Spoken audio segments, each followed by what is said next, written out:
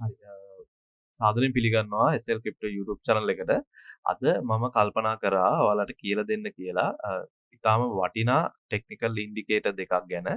ඒකින් එකක් තමයි moving average. එහෙම නැත්නම් අපිට ඒක MA කියලා පාවිච්චි කරන්න පුළුවන්. එහෙමත් නැත්නම් අපිට ඒක simple moving average කියලා පාවිච්චි කරන්නත් පුළුවන්.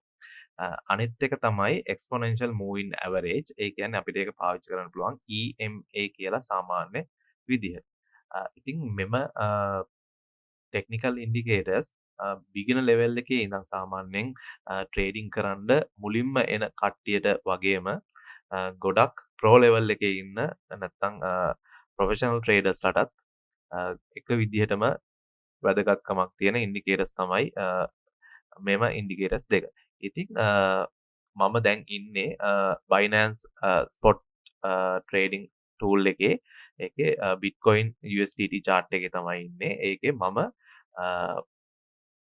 day chart එකේ සහ ඒකේ original chart එකේ ඉන්නේ. ඉතින් මම මේක ඔයගලන්ට කියලා දෙන්න ඕන නිසා trading view chart එකට මාරු වෙලා මේක chart එක පොඩ්ඩක් expand කරගන්නවා.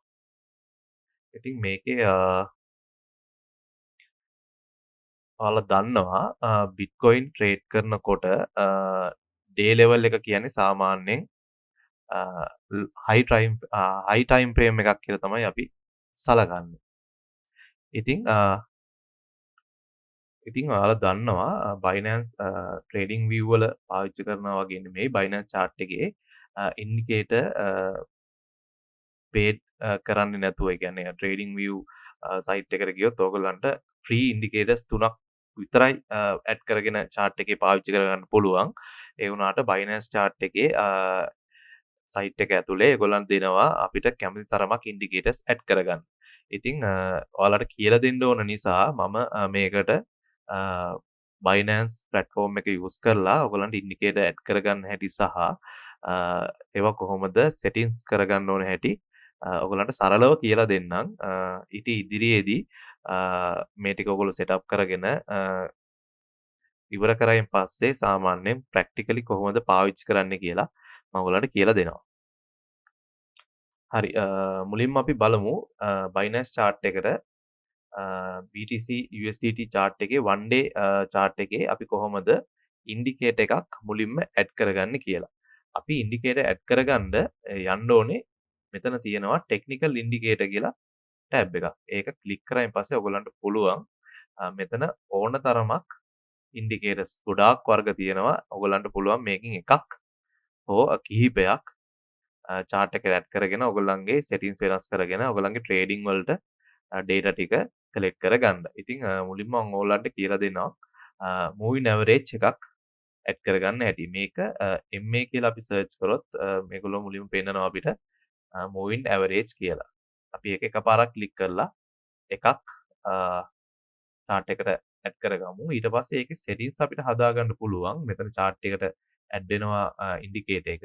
ඒකේ settings වලට ගිහිල්ලා settings එක click කරලා මෙතන තියෙනවා plot කියලා එකක්. ඊට පස්සේ ඒකේ style tab එකේ තියෙන්නේ ඒක input tab එකට ගිහිල්ලා මෙතන length කියන එකේ අපි මුලින්ම දාගන්නවා ඔයගලන්ට කියලා දෙන්න පහසුවට 3 කියලා. ඊට පස්සේ මෙතන ඕකේ කරායින් පස්සේ indicator එක අපි දීපු input කරපු අගයට සමාන්තරව මේක indicator එක calculate වෙලා chart එකට add වෙනවා. හරි MA නැත්තම් simple moving average සාමාන්‍යයෙන් calculation වෙන හැටි මම ඔයගලන්ට සාමාන්‍යයෙන් සරල විදිහට කියලා දෙන්නම්. මම දැන් මෙතන add කරගත්තේ 3 කියන input එක. ඒ කියන්නේ අපි හිතමු මේ candle එකේ ඉඳන් ඒ කියන්නේ අපිට මේ candle එකේ moving average එක calculate කරගන්න අවශ්‍යයි නම් අපි 3 කියන එක add කරගෙන තියෙන හින්දා එතන ඉඳන් candles 3ක්. මේ candle එක 1යි මෙතන 2යි මෙතන 3යි. මේ candles 3 closing price වලට closing price කියන්නේ මම ඔයගොල්ලෝ දන්නවා ඇති. එහෙම නැත්නම් ඔයගොල්ලන්ට කියලා දෙන්නම් සරලව. මේව candlestick එකේ opening price එක තමයි අපි හිතමුකෝ මේ red candlestick එක. මේකේ opening price එක තමයි මෙතන තියෙන්නේ. නැත්නම් ඔයගලන්ට පහසු වෙන්න මම මෙතනින් කියලා දෙන්නම්. මේ කැන්ඩල්ස්ටික් එකේ ඕපනින් ප්‍රයිස් එක තමයි මෙතන තියෙන්නේ. මේක ඔයගලන්ට පුළුවන් මේ උඩ පෙන්නනවා හැමතැනම ඔයගලන්ට මෙතනින් පෙන්නන්නේ ඕනම කැන්ඩල් එකකට ඒක උඩට අරන් ගියන් පස්සේ ඕපන් කියලා පෙන්නනවා ඕපන් එක ඊට පස්සේ හයි එක ලෝ එක සහ ක්ලෝස් එක. අපි බලමු මේකේ ඕපන් එක තියෙන්නේ 24065.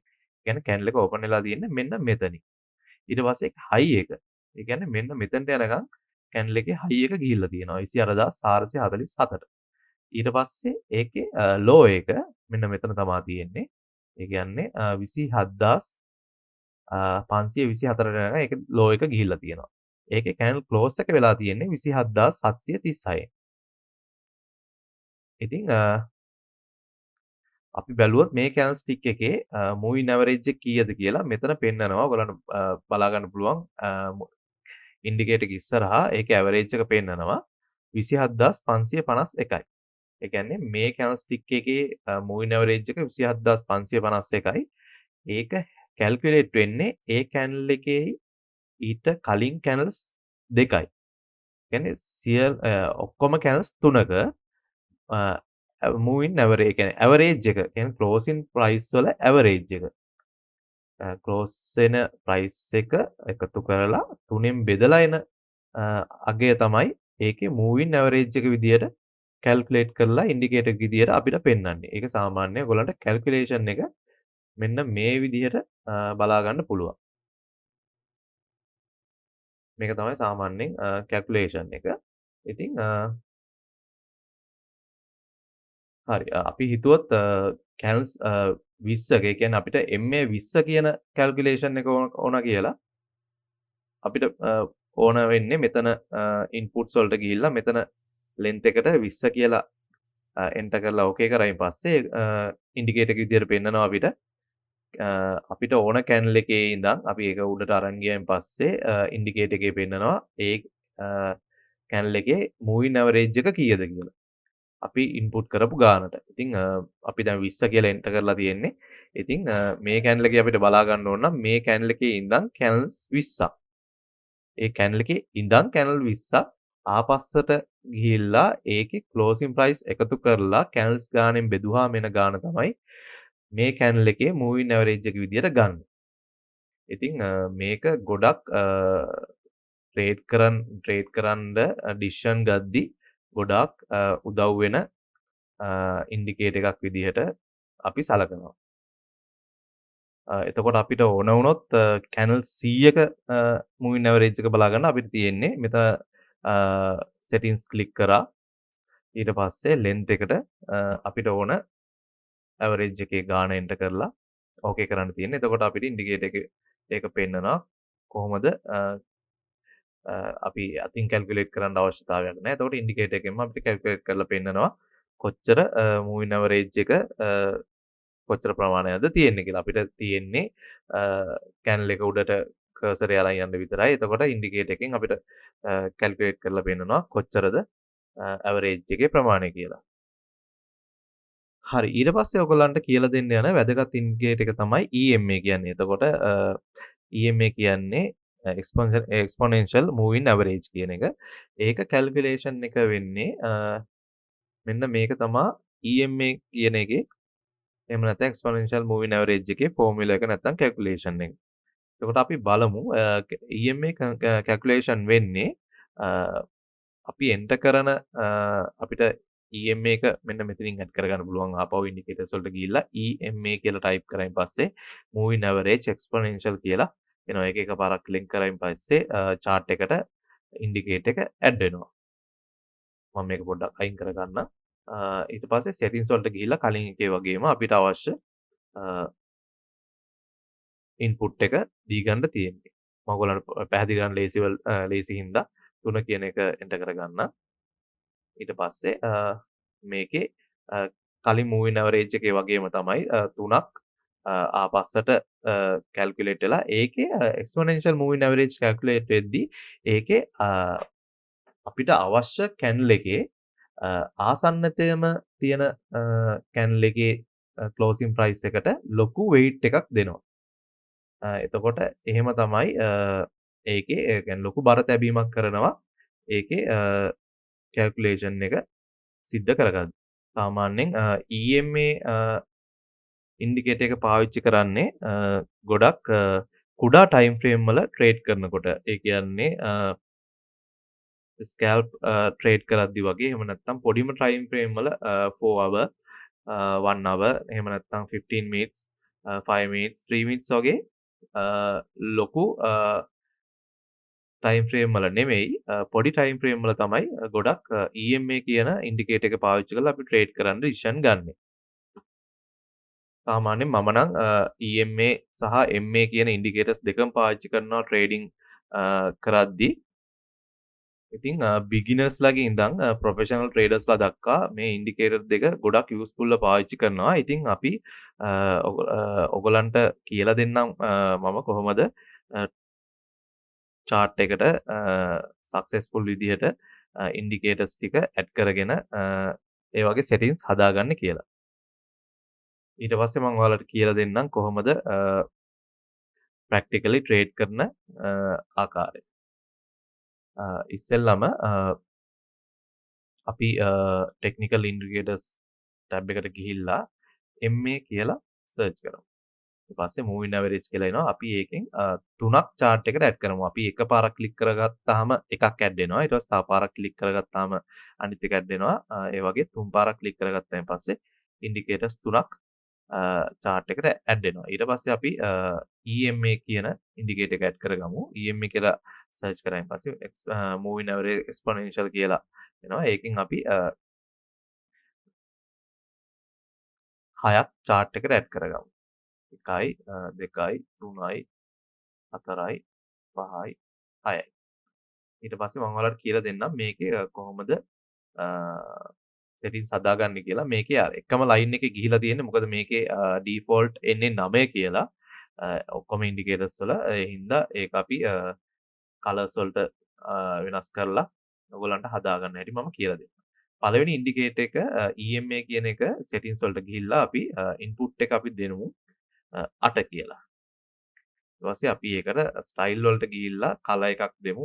මම ඒකට දෙනවා මේ plot කියන එක තමයි දෙන්න ඕනේ. ඒකට ගිහිල්ලා දම් පාට දෙනවා. ඊට පස්සේ මේකේ thickness එක මම පොඩ්ඩක් වැඩි කර ගන්නවා.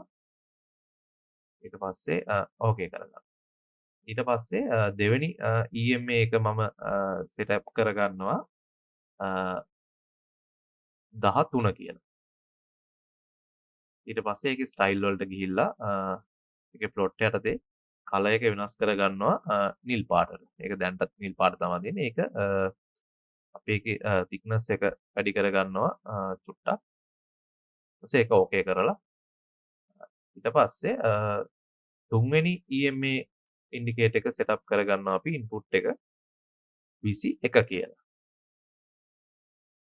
ඊට පස්සේ ඒක style එක අපි මම ඒකට දෙනවා කොළ පාට. ඊට පස්සේ thickness එක පොඩ්ඩක් වැඩි කරලා ඕකේ කරගන්න. ඊට පස්සේ හතරවෙනි EMA input එක දෙනවා 55 කියලා.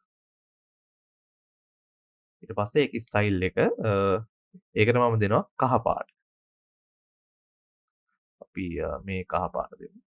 ඊට පස්සේ thickness එක පොඩ්ඩක් වැඩි කරගන්නවා කලින් එකටත් වැඩියෙන්. ඊට පස්සේ ඕකේ කරගන්න. ඊට පස්සේ පස්වෙනි EMA input එක දෙනවා අපි 100 කියලා. ඊට පස්සේ style එක අපි ඒකට දාගන්නවා රතු පාට. ඊට පස්සේ thickness එක අපි පොඩ්ඩක් වැඩි කරගමු. ඊට පස්සේ 6 වෙනි එක EMA එක අපි setup කරගන්නවා. මෙතනට අපි input කරනවා 200 කියලා. ඒකේ style එක විදිහට අපි සුදු පාට දෙනවා thickness එක ටිකක් වැඩි කරලා ඕකේ කරගන්නවා. එතකොට දැන්ට අපි EMA setup කරගෙන ඉවරයි. ඊට පස්සේ අපි MA moving average setup කරගන්නේ අපි පළවෙනි එක input එක දෙනවා length එකට 20 කියලා. අපි ඒකට style ගිහිල්ලා ඒකට අපි දෙනවා කොළ පාට. අපි දෙමු මේ කොළ පාට. ඒක thickness එක පොඩ්ඩක් වැඩි කරගන්නවා. ඕකේ කරගන්නවා. ඊට පස්සේ දෙවෙනි moving average එකට අපි input එක දෙනවා 50 කියලා. ඒකේ style වලට ගිහිල්ලා අපි ඒකට දෙනවා රතු පාට. thickness එක පොඩ්ඩක් වැඩි කරගන්න ඕනේ. හරි. ඊට පස්සේ අපි තුන්වෙනි moving average එකේ settings හදාගන්නේ input එකට අපි දෙනවා 200 කියලා.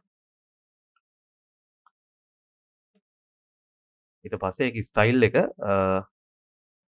color එක දෙනවා අපි ඒකට දෙමු අපි සුදු පාට. thickness එක පොඩ්ඩක් වැඩි කරගමු.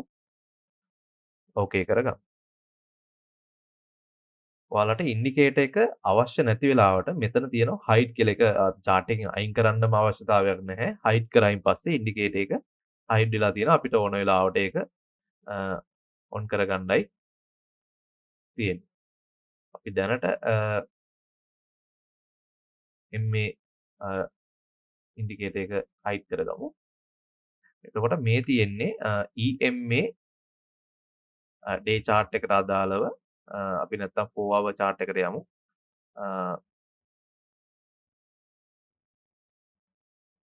4 hour chart එකේ EMA අපි input කරපු ප්‍රමාණවල exponential moving averages තමයි මේ lines වලින් ඔයාලට පේන්න තියෙන්නේ. අපි මේ moving average කොහොමත් MA EMA දෙකම එකපාර පාවිච්චි කරන්නේ නැහැ. සමහර වෙලාවට එකපාර පාවිච්චි කරන්න සිද්ධ වෙන අවස්ථාවල් තියෙනවා. ඉතින් සාමාන්‍යයෙන් mobile phone එකෙන් trade කරන අයට මේ moving averages 10 කියන්නේ එක MA moving average එකට simple moving average එකට inputs 10ක් සහ exponential moving average එකට inputs 10ක් දක්වා දැන් මොබයිල් ෆෝන් එකකින් ඇප් එකකින් යන කට්ටියටත් ඉන්ඩිකේටර් එක ඇඩ් කරගන්න හැකියාව තියෙනවා. ඒ වගේම ඉන්ඩිකේටර්ස් දෙකම එකපාර පාවිච්චි කරගන්නත් Binance එකෙන් දැන්ට ඔයගොල්ලන්ට අවස්ථාව සලසලා දීලා තියෙනවා. ඉතින් සාමාන්‍යයෙන් moving averages දෙකම එකපාර පාවිච්චි කරන්න ගත්තාම chart එකේ යම් අපහැදිලිතාවයක් තියෙන නිසා අපි වරකට එකක් තමයි පාවිච්චි කරන්න නිර්දේශ කරන්නේ. සමහර ප්‍රෝඩේටර්ස්ලා දෙකම එකපාර පාවිච්චි කරන අවස්ථාවක් තියෙනවා. ඒ නිසා හරි අවධානයෙන් පාවිච්චි කරන්න ඕන මේ moving averages. ඉතින් පොඩි time frame වල ඒ කියන්නේ 4 hour 1 hour නැත්නම් 2 hour 15 minutes 30 minutes නැත්නම් 5 minutes 3 minutes වගේ පොඩි time frame වල පාවිච්චි කරන්න ගොඩක් වෙලාවල් වලට පාවිච්චි කරන්නේ EMA. ඒ ගොඩක් weight එකක් දීලා අපිට average එක create කරලා දෙන නිසා. ඉතින් ලොකු time frame වල කියන්නේ 1 day chart එක, එහෙම නැත්නම් 3 day chart එක, weekly chart එක, එහෙම නැත්නම් monthly chart එකේ EMA එකට වැඩිය අපි පාවිච්චි කරන්නේ MA නැත්නම් simple moving average එක. මොකද ඒකෙන් ගොඩක් ස්මූත්ලි data ටික average එක අපිට create කරගන්න පුළුවන් හින්දා. ඔයාලට mobile phone එකෙන් indicator එක add කරගන්න යම් අපහසුතාවයක් තියෙනවා නම් ඔයගොල්ලෝ YouTube එකේ comment එකක් දාන්න. මම ඒක බලලා ඔයගොල්ලන්ට තව වීඩියෝ එකකින් ඒක කියලා දෙන්න උත්සාහ කරන්නම්. ඉතින් practically මේ ඉන්ඩිකේටර්ස් කොහොමද යූස් කරන්න කියලා මම ඊළඟ වීඩියෝ එකකින් කියලා දෙන්නම්. නැත්තම් ඔයගොල්ලන්ට වීඩියෝ එක ගොඩක් දික් වෙන නිසා මම දැනට මෙතනින් වීඩියෝ එක නවත්තනවා. ඔයගොල්ලන්ට ඊළඟ වීඩියෝ එකෙන් මම කොහොමද ඔයගොල්ලන්ට ප්‍රැක්ටිකලි moving averages කොහොමද පාවිච්චි කරන්න කියලා දෙන්නම්. එහෙනම් සුබ දවසක් වේවා කියලා ප්‍රාර්ථනා